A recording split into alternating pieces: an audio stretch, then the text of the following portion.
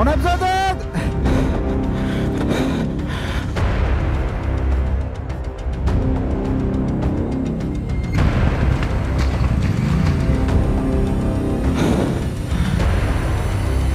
Oh putain! Ah! Ouf. Ah.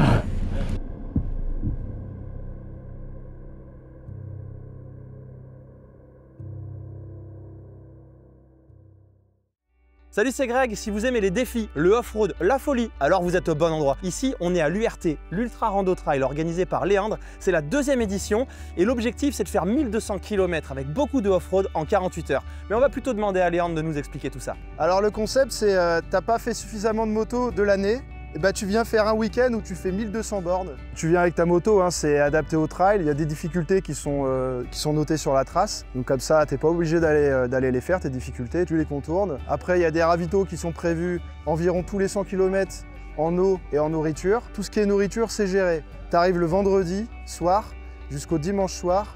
Toute la nourriture est gérée. Tu arrives vraiment avec ta moto, toi tu fais le plein d'essence, tu révises bien ta moto pour venir, pour ne pas être embêté. Tu mets la trace, tu mets les pneus les plus agressifs possibles pour ta moto, et après tu viens t'amuser. Et nous, tout le monde est finisher, même si tu n'as pas fait les 1200, tout le monde est finisher. Le but c'est que tu te dises ok, combien je peux faire en maximum sur ma moto en une journée. Voilà, c'est juste le concept. Ça partait d'une idée foireuse et c'est là, voilà, c'est là. Vous l'avez compris, voici un événement atypique sur l'endurance, tel un véritable marathon du off-road. J'ai une question qui me brûle les lèvres à poser aux participants. 1200 km, dont 75 à 80% en tout terrain. Mais pourquoi? Pourquoi pas? Pourquoi pas? Pourquoi pas? Bah j'avais rien d'autre à faire samedi et dimanche. En chier. Allez, c'est bon Greg, t'as compris? Merci, c'est tout pour moi, bonne soirée. Excusez-moi, vous auriez pas un peu plus long? Ils l'ont fait l'année dernière, ils se sont marrés. Bah, pour voir combien on peut en faire justement. Là, ce ne sera pas de la vraie difficulté technique, ce sera plutôt d'endurance. Donc, voir jusqu'où on peut aller avec une moto assez grosse. On n'a pas d'objectif, c'est de sortir de là, de rentrer à Paris en moto. L'année dernière, on a fait 800 avec Axel, on va voir si on arrive à les refaire, on va faire plus, etc. C'est un challenge d'endurance. Et bah, plutôt que de rester chez soi un week-end à pas faire grand chose, autant venir dans une belle région. Non, 1200 kg en 2 jours, pourquoi? Bah pour rouler un peu, parce que les randos de 150 kg, il n'y a pas assez. Un bon week-end en perspective. Ah, est-ce qu'il ne serait pas l'heure de vous parler du sponsor de cette vidéo? T'es sérieux là? Ah ouais, non mais tu sais, c'est nous. Ouais, non mais tu vas pas nous faire un truc d'une minute comme ils font tous, hein? Ah non, t'inquiète, ça me gonfle moi aussi ça. Alors tout simplement, je vais vous parler de mon site lesapprentisvoyageurs.fr sur lequel je vous propose maintenant une toute nouvelle boutique remplie de vêtements et de goodies, dont ce nouveau sweat que j'ai, qui est vegan, qui est trop bien, qui est super confortable avec différents designs. Et il va y en avoir d'autres qui arrivent. On retrouve du mug métal pour vos road trips, du mug céramique, de la gourde inox pour au bureau quand vous voulez encore penser un petit peu voyage. On a du t-shirt manche courte, manche longue, du polo, de la casquette, bref, il y a plein de choses. Je vous laisse aller faire un tour. Et n'oubliez pas aussi que si vous voulez partir faire un road trip sur un coup de tête, comme ça, vous avez votre vendredi, vous voulez faire 3 jours dans un endroit magnifique de la France sans vous casser la tête, eh bien, il y a mes guides de road trip prêts à voyager. Allez, je vous laisse faire un tour sur la boutique, je vous écris tout ça ici et nous, on est reparti. T'as vu? C'était pas si long que ça, hein? Ça va, ça va. C'est donc 45 participants qui vont commencer à arriver petit à petit dans l'après-midi du vendredi 4 octobre 2024. Nous sommes ici dans le Limousin et nombreux sont ceux qui viennent de loin et qui arrivent petit à petit en fourgon ou en remorque, et ça va nous permettre d'avoir le droit à un joli défilé de bécanes. On va retrouver quelques légères comme les KTM 690 ou Husqvarna 720 ou l'équivalent chez GazGaz, mais aussi des plus lourdes classiques comme évidemment de la Ténéré 700, de la GS, de la Ducati Desertix plutôt bien représentée sur cet événement, de la 790, de la 890, un peu de 800 DE, une ou deux Transal, bref, un panel assez complet. Chaque engagé fera son passage habituel devant l'organisation afin de vérifier son permis de conduire et quelques autres formalités qui font toujours partie des événements tout-terrain. Ils pourront ensuite apposer leur bel autocollant sur la bulle et ça, ça veut dire que les choses sérieuses vont bientôt commencer. Hop hop hop, avant il va falloir aller faire un passage sous la tente d'Owaka pour installer leur balise GPS de sécurité. Et je vais laisser la parole à Delphine pour qu'elle vous explique ce dont il s'agit. On met des balises de sécurité si les participants ont des problèmes. Donc si par exemple ils ont un problème médical, il y a un petit bouton spécifique ici. Il faut soulever et rester appuyé jusqu'à ce que ça passe en vert. Et s'ils ont un problème technique, et ben c'est le petit bouton ici.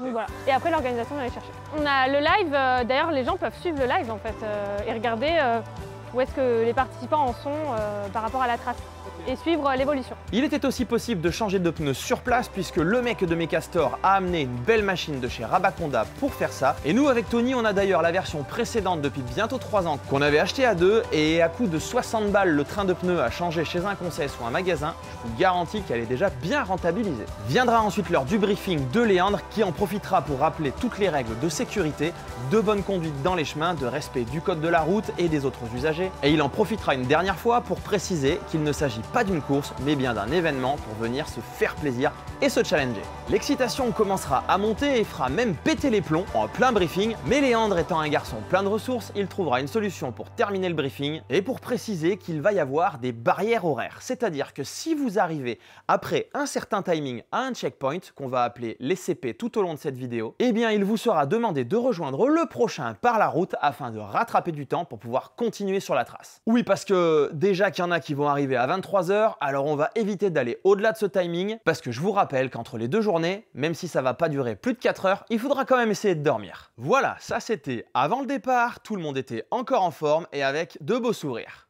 La première édition, je n'y avais pas participé, bien que j'en avais entendu parler par Léandre, parce que moi, après 350 ou 400 km de route en road trip, déjà je commence à avoir envie que la journée se termine. Mais là, 600 km avec pratiquement que du off-road, et pourtant, les copains m'en avaient tellement parlé et s'étaient tellement régalés, malgré une météo catastrophique, que j'avais envie de participer en 2024. L'idée de cet événement pour moi est clairement de se faire plaisir entre potes, de profiter au maximum des chemins, surtout dans des régions aussi belles que celle autour du Limousin, et d'essayer d'en faire autant qu'on peut, puisque je vous le rappelle, ce n'est pas une course. Ma fracture du genou en aura décidé autrement, alors j'ai quand même voulu venir pour filer un petit coup de main à Léandre sur l'organisation et essayer de lui faire quelques plans. Alors je pars vous faire découvrir cet événement tantôt de l'extérieur et tantôt de l'intérieur grâce à Tony qui est parti manger un peu de boue avec les copains et j'espère bien pouvoir participer sur l'édition de l'URT 2025. Vous êtes prêts ? Non, vous n'êtes pas prêts. Vous n'êtes vraiment pas prêts. Le prochain plan va être violent, mais alors très violent. Et rappelez-vous, on est juste venu ici pour faire de la moto. Couché à peu près tôt hier soir, nous avons tous pu profiter de ce qu'on peut encore appeler à peu près une nuit de 6 heures. Après un réveil à 4 h du matin, tout le monde ira prendre le petit-déj au camping qui servira de base pour espérer partir à partir de 5 h qui sera le timing minimum imposé par l'orga. Certains ont déjà le sourire et d'autres ne sont clairement pas du matin. Il ne sera pas nécessaire de se blinder l'estomac au petit-déj puisque pas moins de 6 CP vous attendent tout au long de la journée sur la trace avec à chaque fois largement de quoi satisfaire votre faim. L'organisation aura prévu 4 motos Marshall, on dit Marshall, qui évolueront tout au long de la trace avec pour chacune des missions bien particulières. Notre rôle, ça va être des Marshall un peu volant. C'est-à-dire qu'on va se balader un peu sur la trace, on va filer un coup de main sur les points de difficulté. Voir s'il y a besoin de bras, de coup de main, assistance mécanique, technique. On a un petit peu de médical aussi au cas où, donc on sera en assistance rapide. On sera peut-être l'équipe qui va partir sur de l'équipe, qui va partir sur de l'équipe. Et c'est donc dans la nuit noire et obscure, que les premiers commencent à se préparer. Après j'allais dire une bêtise dans ce moment que j'ai vu. Vas-y, dis-le. Non, j'allais dire faut que j'aille garder vie. Je laisse ou pas ça? On fait chauffer les motos, on lance la navigation, là le calme règne et la pression commence à monter. Comment ça va, monsieur? Écoute, ça va bien. Ah, le chef, comme il est bien. Ah, au café. C'est café ou café whisky? Ah non, café, non, pas d'Irish coffee. non, quand même. Et c'est parti pour au moins 17 heures de moto. L'organisation laissera partir les participants par petits groupes de 5-6 maximum avec un intervalle entre de quelques minutes qui deviendront des heures d'ici ce soir. Allez, c'est parti pour 600 bornes. Pour ma part, je vais faire des sauts de CP en CP et je vais essayer de voir si à l'entrée ou à la sortie de chemin, je peux photographier les participants. Il est 5 h 14 et me voici à l'entrée du premier chemin. Apparemment, tout le monde n'a pas encore les yeux bien ouverts et il va falloir faire quelques demi-tours juste après. Ça va être sympa. Mais comme vous pouvez le voir, Tony est chaud patate et fonce dans les chemins pour profiter une dernière fois de sa Transalp. Je filerai ensuite au CP1 par la route, sans oublier de faire joujou en pleine nuit avec mes nouveaux feux de chez Lone Rider. Et pendant ce temps-là... Allez, première petite partie de nuit. On n'a même pas fait 4 km qu'on est déjà sur les chemins. Bon, je crois que Tony aurait préféré avoir mes phares plutôt que les siens d'Amazon. Putain, j'aimerais bien avoir les motolice là. Ça aiderait un petit peu plus à lire la route, quoi. 30 minutes après le départ, si j'en crois la respiration de Tony, ça chauffe déjà pas mal dans les chemins. On a le droit à la racine du matin. Et devant, le bal des chutes a déjà commencé. Arnaud, deuxième petite chute en 10 mètres. Il est comme un dingue, il relève la moto tout seul. On en reparle en fin de journée. Mais cet échauffement n'est rien comparé à la première galère qui les attend juste après. Ah oui, il faut contourner un tronc là. Ok. Ici, c'est soit tu sais sauter un tronc, soit le contournement doit s'improviser. Et c'est pas toujours mieux. On a besoin d'aide!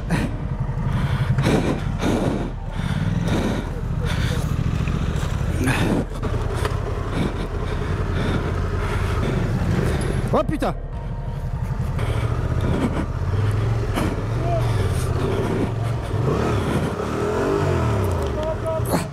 Ah!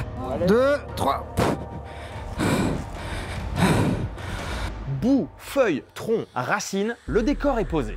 Ce sera aussi l'occasion de faire les premières pauses mécaniques et dans cette ambiance nocturne, ça donne tout de suite une impression d'aventure. De mon côté, j'arriverai au premier CP bien en avance par la route, alors j'essaierai d'en profiter pour regarder sur l'application d'Owaka où est-ce que sont éparpillés pour le moment tous les participants. Et quand ils arriveront, ce sera un véritable buffet qui les attend s'ils ont déjà un petit creux. Bon, on est avec les premiers, ça joue la gagne là. Hein, on a dit on vient pas poser du parquet aujourd'hui. On vient pas poser du parquet, c'est clair. Pourtant t'avais pris les outils alors. Pourtant j'ai tout pris, ouais. Putain. Va tout passer. Et les ateliers de mécanique continueront encore un peu. T'as qu'un disque et t'as mis l'étrier ici. Voilà. Mais tu dois pas le mettre là normalement? Si, mais bon, ça freine de l'arrière. Ah ouais, ok, même. ça marche. Assiste. Non, c'est du... Parce qu'on peut en mettre... Le cours, il est trop court. Le cours est trop court. Ouais, là, t'es pile poil bien. Mais allons prendre des nouvelles de Tony dans les chemins. C'est glissouillant. Mais moi je trouve que le choix de mes pneus grâce à le mec de Mecastor, c'est un bon choix. Et c'est au tout début du lever du jour que la magie de rouler très tôt le matin va commencer à opérer.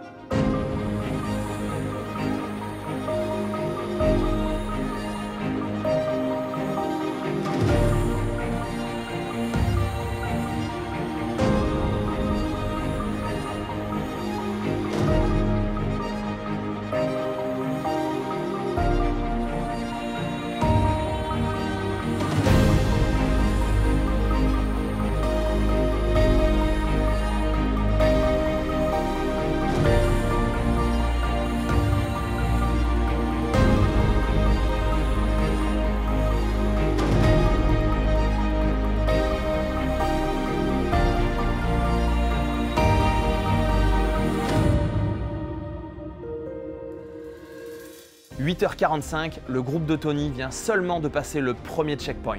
Les premiers qui y étaient tout à l'heure étaient là à 6h50. Bon, a priori, on a 2h30 de retard sur les premiers et une demi-heure sur le dernier groupe qui est passé.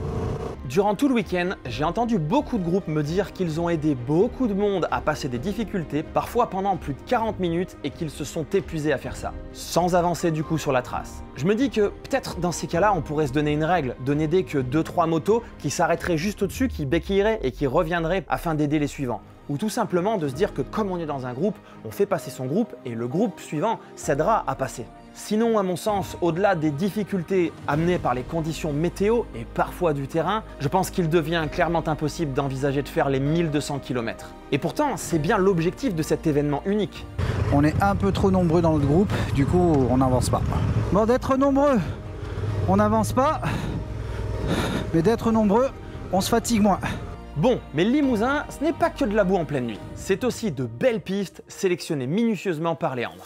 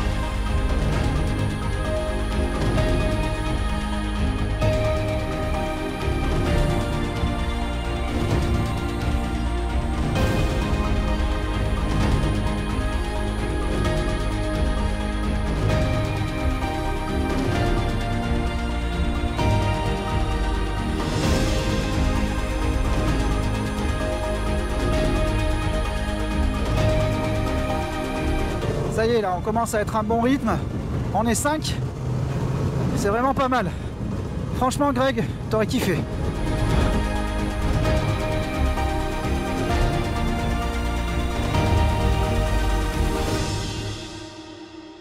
Oh là là, c'est magnifique.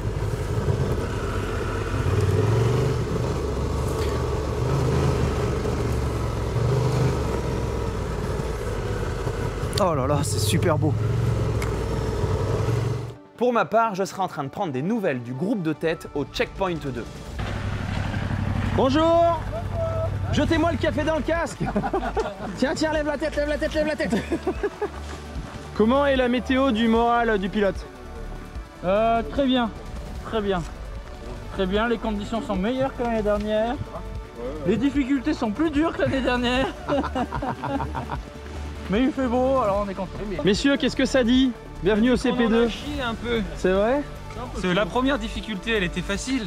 La deuxième. Non, mais sinon les chemins sont top. C'est un truc de fou. Bon, parfait. Afin de rattraper un peu leur retard, les copains prendront une partie de la route pour rejoindre le CP3 qui aujourd'hui sera la pause de midi. Il est 13h10, ce qui fait actuellement 8 heures de moto dans les pattes. Ah, alors, comment c'était? Bonjour. Bienvenue au CP3, repas du midi. Ah, il était temps. C'est génial. C'est très gras.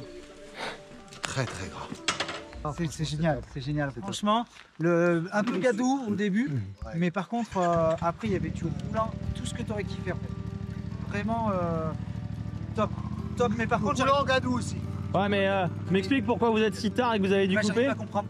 En fait, on a Parce que moi, je regardais les balises et j'ai rien compris. Je me suis dit, ils ont un problème. Non, en fait, on a beaucoup aidé au début. En fait, on a eu beaucoup de... Et en fait, on s'est retrouvé avec Laure et on avait un groupe avec des monégasques. Ils n'ont pas la même allure que nous.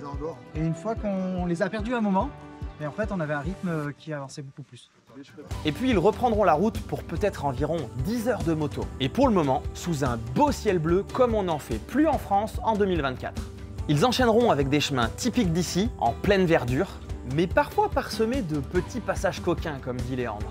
Mais ça, on en reparlera en fin de vidéo, parce que ça va changer pour l'année prochaine. Mais il y aura aussi de beaux villages et de beaux tapis de boue. Petit passage coquin non référencé. Ouais! Ce qui parfois fera faire de jolies acrobaties aux motos et déclenchera même Liberty Rider. Ah, t'attends.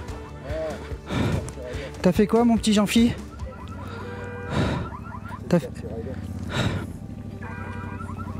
C'est hyper varié en fait comme terrain. Un peu plus loin, j'ai réussi à trouver un joli spot pour faire quelques photos des participants et quelques plans vidéo. Mais bizarrement, quand je les entendais arriver au loin, ça mettait beaucoup de temps avant qu'ils arrivent devant moi. Et c'est en voyant les plans de Tony que j'ai compris pourquoi. Et là, personne n'est passé là? C'est peut-être plus simple là-dedans. Toi aussi, elle a voulu faire un câlin avec la nature? Ah oui! Impec! Parfait! C'est parfait!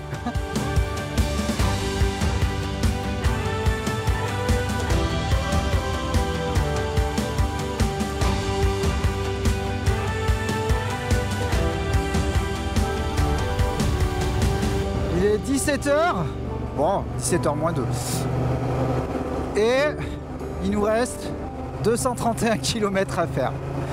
Je retrouverai le groupe au CP4 vers 17h30. Bonjour! Salut! Mais c'est vous qui avez fait le GS Trophy? Oh, je suis trop content de vous voir! Oh là là, je peux vous toucher? C'est une star! Oh là là là là là là!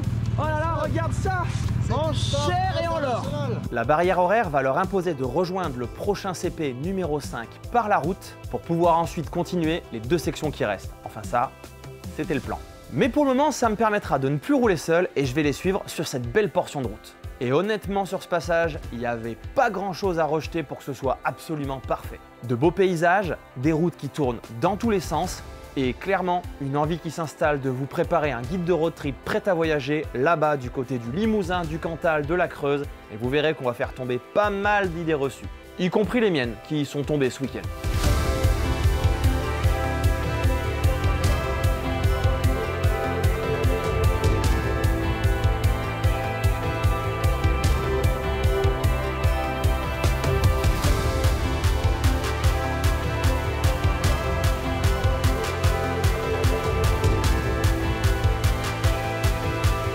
Alors on a eu un lever de soleil, on s'apprête à avoir un coucher de soleil CP5. Il leur reste 141 km pour aller au CP6. Quelle est la température? Est-ce que vous êtes chaud encore? Ouais. Est-ce qu'il y a du monde ce soir à l'URT? Ah, c'est ambiance. Là par contre il y aura un problème. C'est surtout demain matin ce qu'il fera. Ah, demain c'est... Et même si beaucoup savent déjà qu'il ne sera pas possible, ni physiquement ni temporellement parlant, de terminer la trace aujourd'hui, ils sont clairement tous contents de rouler dans un environnement aussi beau et dans des chemins aussi fun.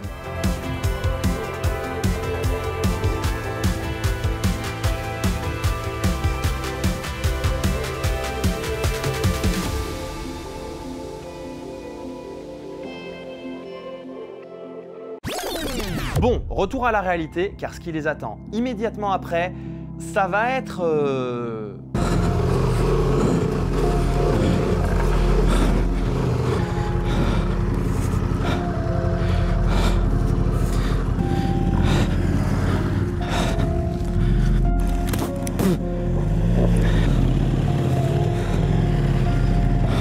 Et pendant ce temps-là, moi je les attendrai bien sagement au détour d'un chemin où j'ai failli m'en coller une sur ma jambe opérée.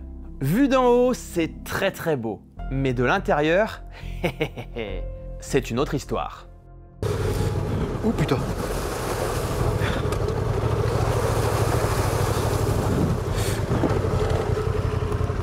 À 19h45, j'arriverai au dernier CP du côté du lac de Vassivière, avec à ce moment-là une direction plein ouest. Alors que la trace amène les copains plein est pour faire une grande boucle. Ce qui veut dire que je ne suis pas prêt de les voir ici avant au moins 1h30 au mieux. La piste était fermée parce que les engins forestiers sont passés, ils ont labouré le chemin. Et j'avais vu sur le plan pour qu'on récupère un peu plus loin, il fallait qu'on rebrousse encore un peu plus chemin, mais la majorité a voulu prendre et écourter. Je suis un peu dégoûté. Un peu avant 21h, après une bonne demi-heure de route dans le noir, j'arriverai au camping et actuellement, beaucoup de monde est encore sur les pistes. Est-ce qu'il est fatigué? Non, même pas, ça va encore. Et Greg, on a trouvé un super spot dans la forêt avec un petit pont, un lac, mais t'étais pas là. Je veux pas savoir ce que vous y avez fait. Hein. Combien de kilomètres t'as fait? 443. C'était pas si ça. Tu retournes. Il est content? Il est content, le gars. Comment ça se passe là? Eh bah écoute, ça se passe que personne s'est fait gros bobo. Bien. Et les gars, ils vont arriver pas trop tard parce que... Et encore demain. Et à ce même moment... Bah, on a décidé de couper une boucle aussi pour récupérer le CP6. En fait, on va faire light. On va faire le tour du lac de Vassivière et on rentre. GS tanké, on n'avance plus là. C'est des flaques humaines. Une GS de bloqué, une GS de tanké. Ils sont à 3 dessus. Truc de dingue. On n'en peut plus. 21h44, 64 km, on arrive au CP6. Ce qui les fera quand même rentrer à 22h30 après 17 heures de bécane.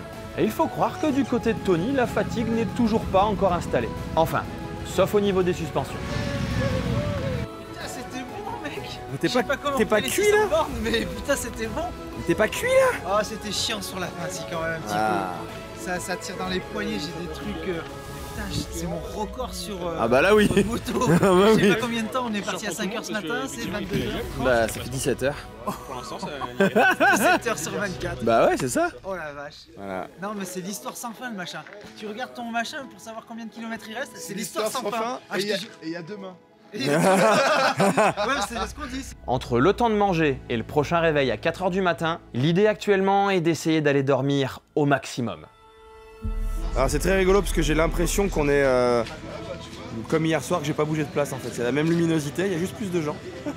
C'est là, il est à peine 5h et hier soir il était 23h. Ça dit quoi là?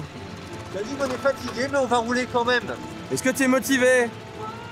Dès le début de ce jour 2, la météo a tout compliqué. Il a beaucoup plu cette nuit et ça a ensuite continué avec une espèce de pluie très fine qui a complètement imbibé tous les terrains. Je crois qu'une bonne partie des courageux ont malheureusement déjà trouvé leurs limites après cette première journée fatigante. J'ai glissé, en fait, je me suis pris le poing sur le thorax. Oh, du coup, ça m'a coupé la respiration. J'ai pris mon poing là, en fait. Ah. Ça va alors? T'as fait la montée? Non, non, non. Non, bah nous aussi on a esquive. On a aidé le groupe d'Edgar là qui était devant nous. D'accord. Et ouais, c'était cailloux roulants. Ouais, ouais, bah nous on a fait pareil, on a contourné. Ouais. On a dit aujourd'hui on veut rouler, donc si on voit une difficulté, on fait demi-tour. Bah là c'était une grosse. Ouais. Ouais, là c'est un coup, tu jardines pendant 2 heures. Là. Ouais, ouais, ouais, c'est clair.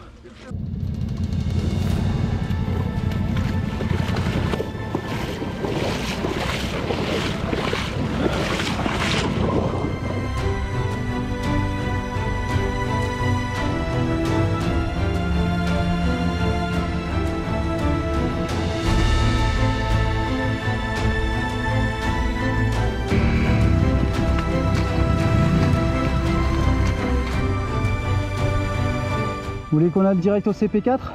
Aujourd'hui, pas de moto pour moi. Je serai avec l'organisation sur les CP et dans les camions pour filer un petit coup de main et essayer de prendre un peu le retour des participants. C'était comment cette matinée là? C'était plutôt pas mal, humide mais super. Ça glissouillait un peu mais c'était bien. Ah ouais, c'était bien gras, c'était bien. Très gras. Ah, c'était marrant. Est-ce que c'est très pas roulant du tout? C'est vrai? À cause de quoi, du gras? Ah ouais, gigantesque. Bah, c'est simple, on a fait 100 km en 4 heures. Et c'est au CP4 qui correspondra à la pause repas que je pourrai retrouver les copains et avoir un petit peu leur retour à peu près vers midi. Alors, le Limousin d'origine est déjà gras. Quand tu rajoutes de la pluie fine qui imbibe bien la terre, eh ben ça devient de la merde. Mon Tony s'en est collé une bonne dizaine, dont quelques-unes bien comme il faut.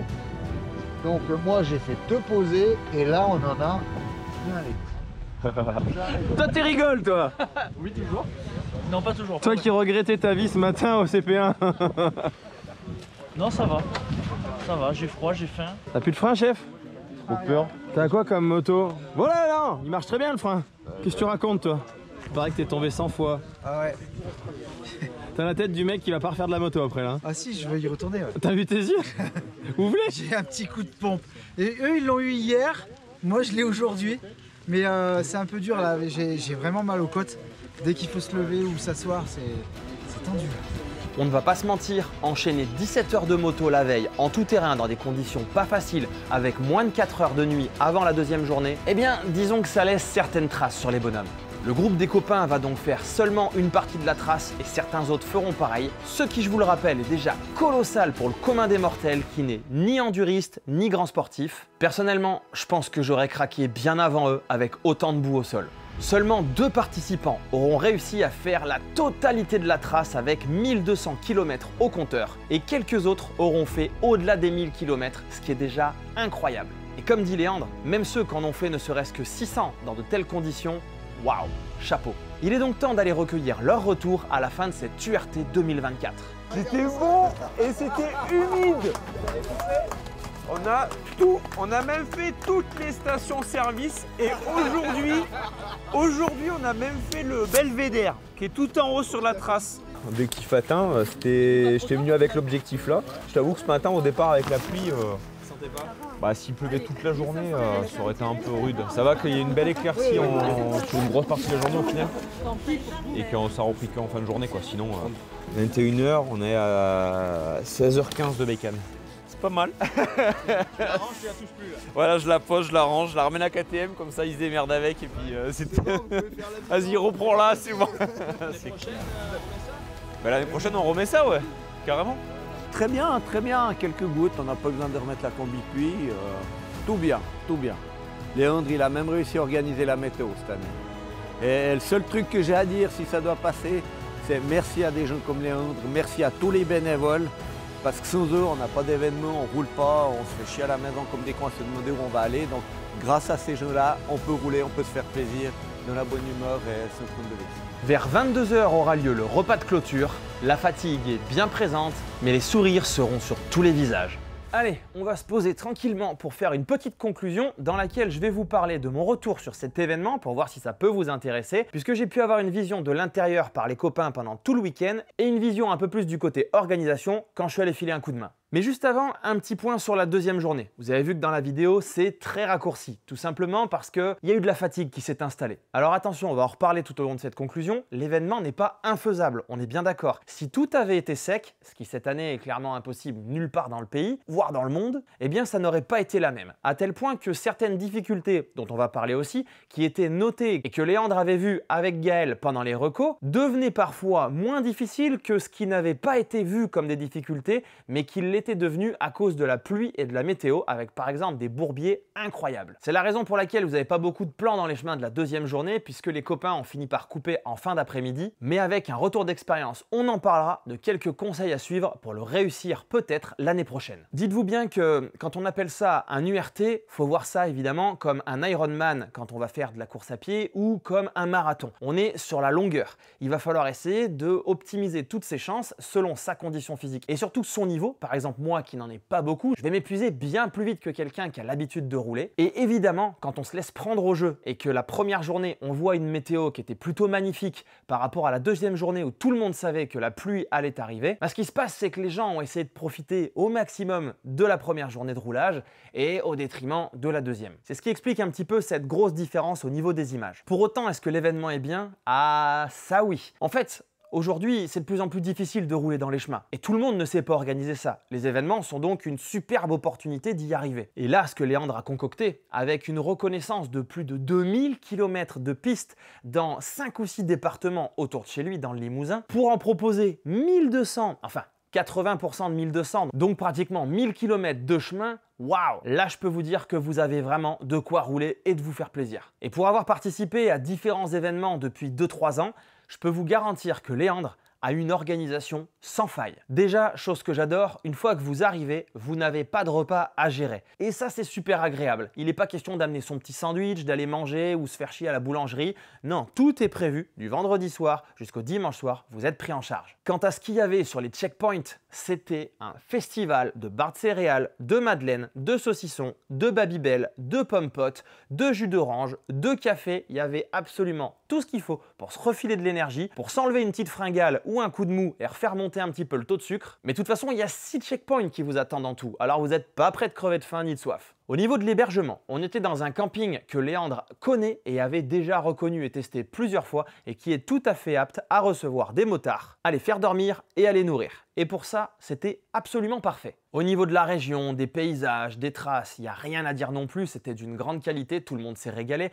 Bien évidemment, les difficultés, comme vous l'avez vu, ont été apportées par la météo, mais pas que. Alors c'est l'occasion de parler de difficultés. Si vous avez déjà vu les premières vidéos que j'avais fait avec Léandre, où j'étais déjà allé rouler chez lui dans le Limousin, il nous avait amené faire un week-end en mode bivouac et formation tout-terrain, eh bien vous savez qu'une caractéristique qui lui est propre, c'est le passage coquin. Il adore ça, mais il va vous amener à le traverser. Quand ils ont fait les recos majoritairement avec Gaël, qui a un gros niveau aussi, tout comme Léandre, ils se sont dit des fois c'était difficile là, non? Et des fois c'était trop difficile. Donc ils ont enlevé ces passages. Et des fois ils se sont dit oh, passage coquin, allez viens on le laisse et on le signale sur la trace. Pour ceux qui ont terminé, ils ont dit que oui, c'était un peu plus difficile, mais c'était aussi à cause de la météo. Sinon, ça passait. Mais attention, c'était des gens qui avaient du niveau. Pour un monsieur tout le monde comme moi, clairement, je sais que ce genre de truc, il faut que je les chinte parce qu'on peut toujours le faire par la route. Il suffit de regarder un petit peu sur sa trace pour éviter de s'épuiser. Et ça enlève juste 500 mètres, 1 km, même des fois 50 mètres pour garder de l'énergie parce que c'est 1200 bornes qui nous attendent. Mais en fait, Léandre s'est dit, bon ok,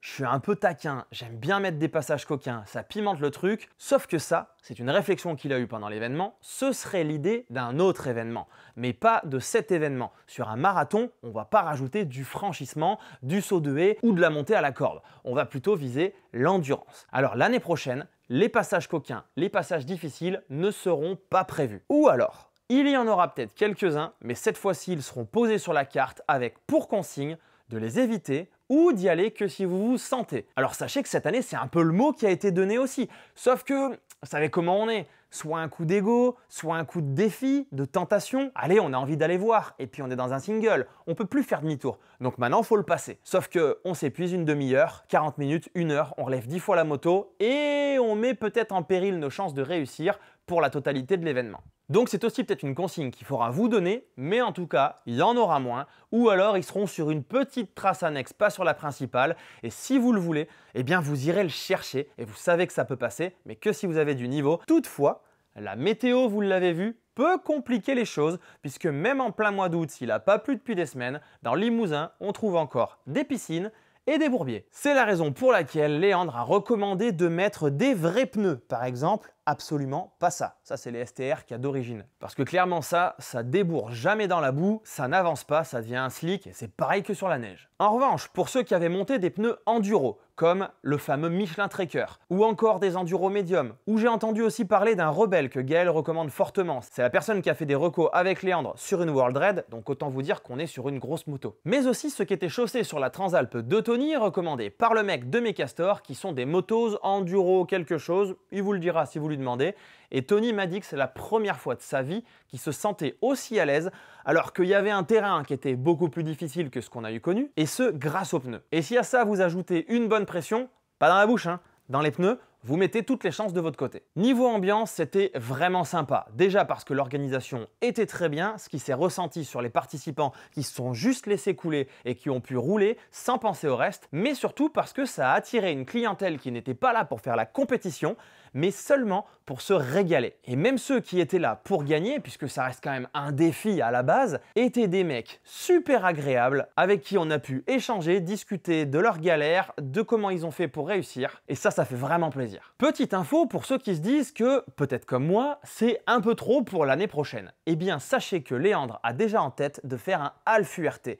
Du coup, ce sera 600 km 2 x 300. Pensez donc un petit peu à suivre les voyages de Léandre sur les différents réseaux sociaux ou sa chaîne YouTube où les informations seront données pour ces prochains événements puisque l'URT et le half URT auront donc bien lieu en 2025 et peut-être pas qu'une fois. En bilan, retenez bien un truc sur cet événement, même si vous les avez vus galérer dans la boue, si vous les avez vus arriver tard, dites-vous bien qu'ils ont tous pris un plaisir maximum parce qu'ils ont pu faire ce qu'ils adorent, c'est-à-dire du tout-terrain avec leur trail, dans de super belles traces, atypiques, variées, dans différents environnements, avec différentes couleurs, à couvert, en extérieur, au bord d'un lac, entre les champs, sur du mouillé, sur du dur, sur du roulant, sur du lent, sur du technique. Et c'est la raison pour laquelle je crois que tout le monde a envie de revenir déjà l'année prochaine pour faire l'URT 2025. J'espère en tout cas que ça pourra vous donner envie de faire un tel événement et Léandre sera peut-être obligé d'en faire plusieurs vu le succès que ça va avoir. Alors encore une fois, comme l'a dit un participant tout à l'heure pendant une interview, un immense merci à Léandre et à toute l'organisation,